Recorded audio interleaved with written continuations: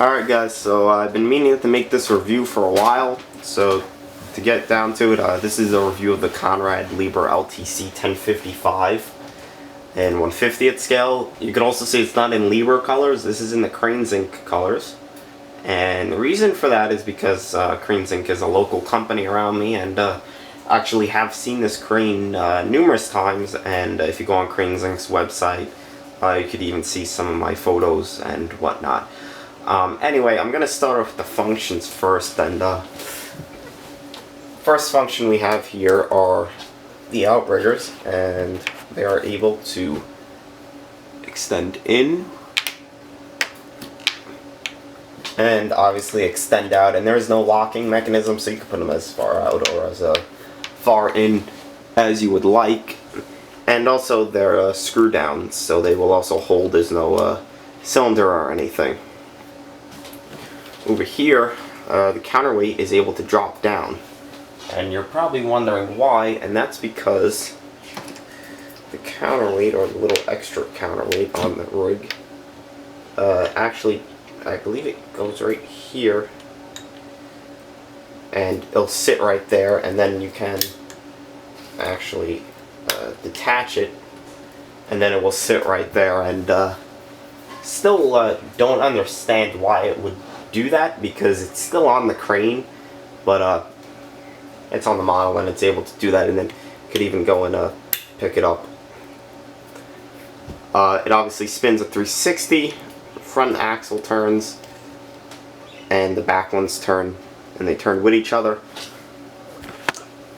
The boom is able to raise to a maximum height of right there. And if we look at the model, that's pretty nice height. And naturally, every section is able to come in and go out.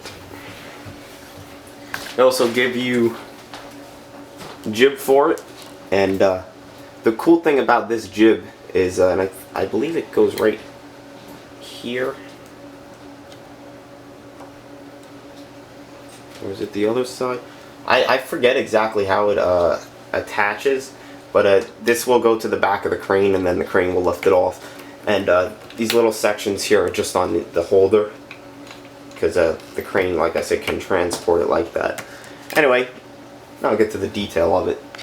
So as for detail and build quality, because I figured I'd put these both in the same section of the video, because really isn't too much detail. I feel that the build quality overrides the low detail.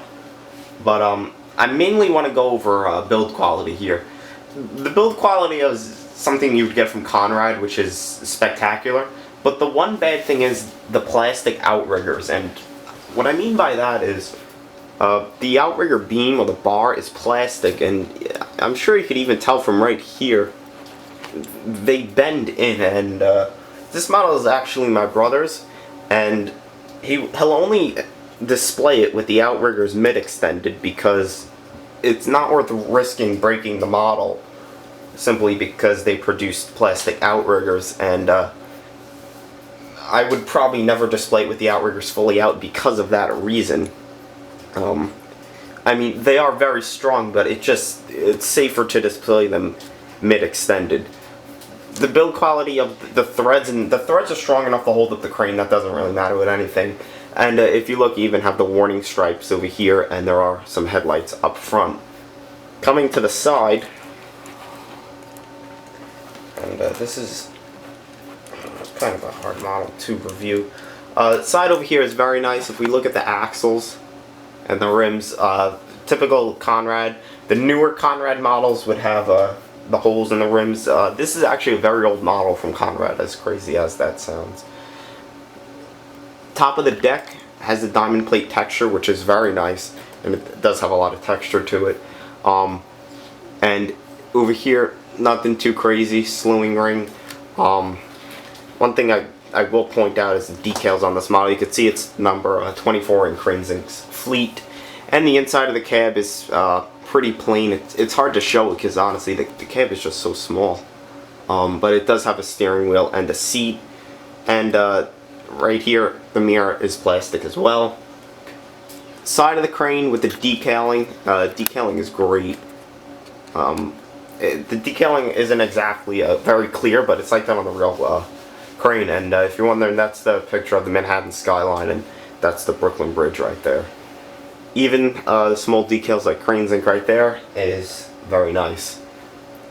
Coming to the back, has the exhaust right there, and the counterweight mechanism to raise and lower is perfect. The only thing I don't like about this crane is that the drum is in a terrible spot and it's hard to spin. But besides that, really nice model. You have two warning beacons, one right there and then one right there. And if we look at this side, you have more Cranes Inc. Decals and the Lieberr LTC decals. And we'll go to the jib real quick, and that's how the jib attaches to the rig. Detail of the jibs are really nice. I think the only bad thing about the jibs are that they're so small that the pins are huge on them. And if we go to the other part of the jibs, plastic sheaves, unfortunately, but the rest of it is very nice. The cylinders on it are pretty much perfect. They obviously can't hold up a large load at a far radius, but the crane really doesn't have that much capacity in real life, so it seems like everything that you would be able to lift in real life, you could lift in model form on this. So they are really good, and if you notice, even when I tried to bring them up before, they were actually very stiff. There's no problem in holding max boom out at as low as you could go. It's actually really a really nice cylinder setup, and there's really, like I said, no problem.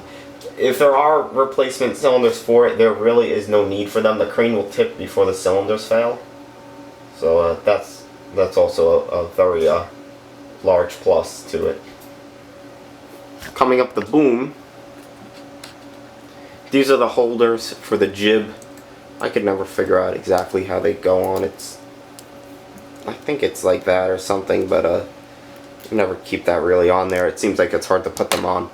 And the intersections are gray, as you can see, and then the outsides are red. It's really nothing crazy. They're just, you know, flat pieces. And this is going to be a hard one to do, but the boom head, and if you give me a second.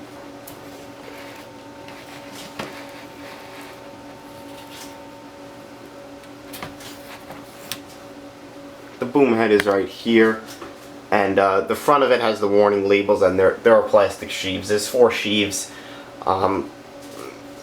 There's really nothing to see right there.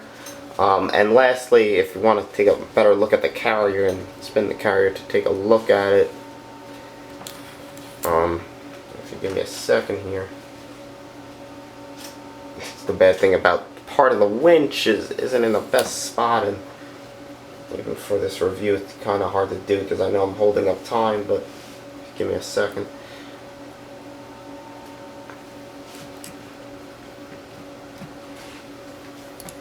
The back of the carrier has the wheel chocks, and then also has an option for a hitch. I'm sure you could drill a hole through there and then slide a little pin through for if you actually want to put a trailer. I've actually attached my first gear tag trailer to it, hauling the jibs, and I can't deny that it doesn't look cool doing that.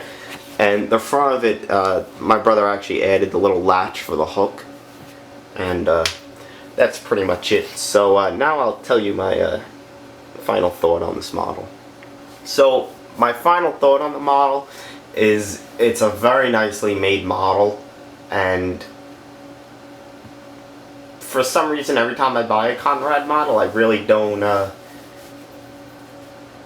look at the detail or anything, and this one doesn't have as much detail as say a WSI or TWH model, but it's made very nicely, and the fact that it isn't Cranes Inc. livery kind of, you know, puts that aside.